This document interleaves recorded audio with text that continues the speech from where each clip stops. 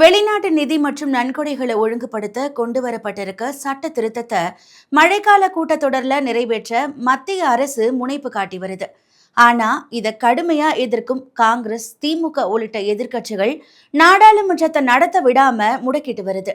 இந்த சட்ட திருத்தம் சிறுபான்மையினருக்கு எதிரானதா, நேர்மையாக நன்கொடை பெறுவோர் அச்சம் கொள்ள தேவையில்லைன்னு மத்திய அரசு அளிச்சிருக்க வாக்குறுதி உண்மையானதா? சட்ட திருத்தத்தினுடைய முக்கிய அம்சங்கள், பின்னணி பற்றி இந்த வீடியோல விரிவா பார்க்கலாம்.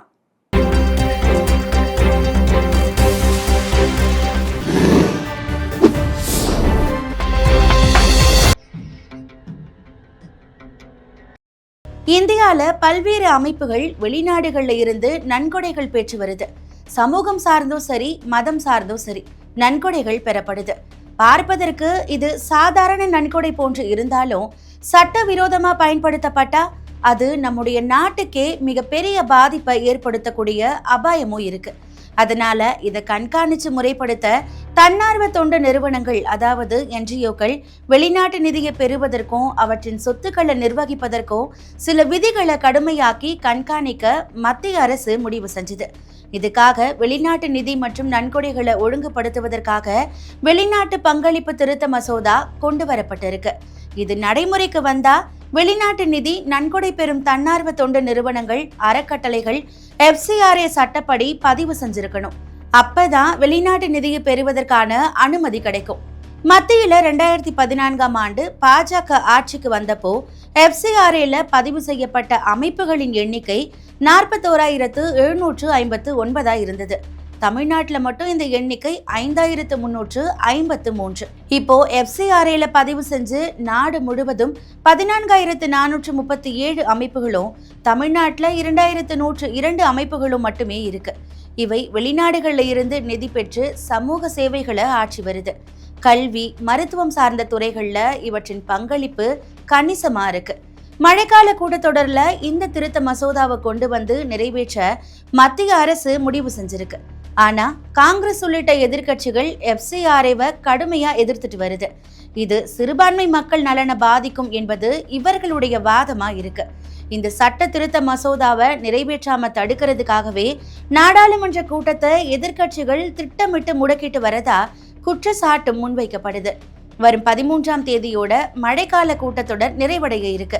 இந்த சூழல்ல வெளிநாட்டு நன்கொடை ஒழுங்குபடுத்தும் திருத்த சட்டத்துல இடம்பெற்றிருக்கக்கூடிய முக்கிய அம்சங்கள் என்னன்னு பார்க்கலாம். இந்த திருத்த மசோதா கடந்த மார்ச் 25ஆம் தேதி மக்களவையில அறிமுகப்படுத்தப்பட்டது. இதோடு தொடர்புடைய FCRA விதிகள் ஏற்கனவே நடைமுறையில இருக்கு.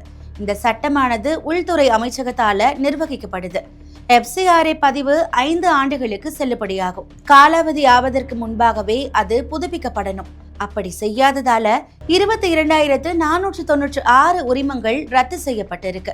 2019 இருந்து 2022க்குள்ள 13,520 நிறுவனங்கள் 55,741 கோடி ரூபாய் வெளிநாட்டு பங்களிப்பா பெற்றிருக்கு. விதிமீறலுக்கான அதிகபட்ச சிறை தண்டனை 5 ஆண்டுகள்ல இருந்து 1 ஆண்டா குறைக்கப்பட்டிருக்கு.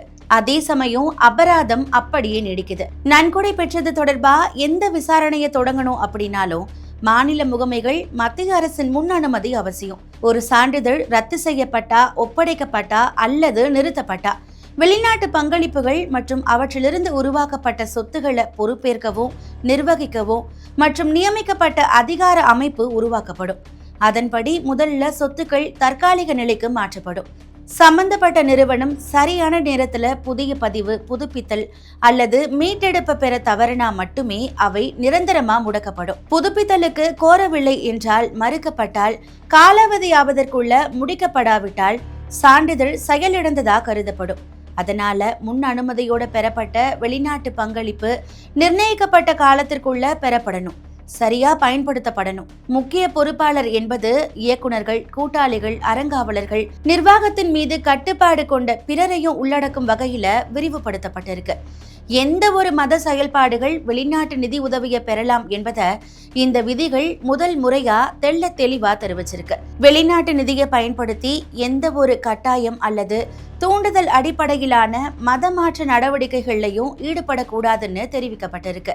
இந்திய வம்சாவளியை சாராத வெளிநாட்டை சேர்ந்த யாரும் தொண்டு நிறுவனங்களின் முக்கிய பொறுப்புகள்ல இருக்க அனுமதி கிடையாது. இப்படி பல முக்கிய அம்சங்கள் இந்த சட்ட திருத்த மசோதால இடம்பெற்றிருக்கு.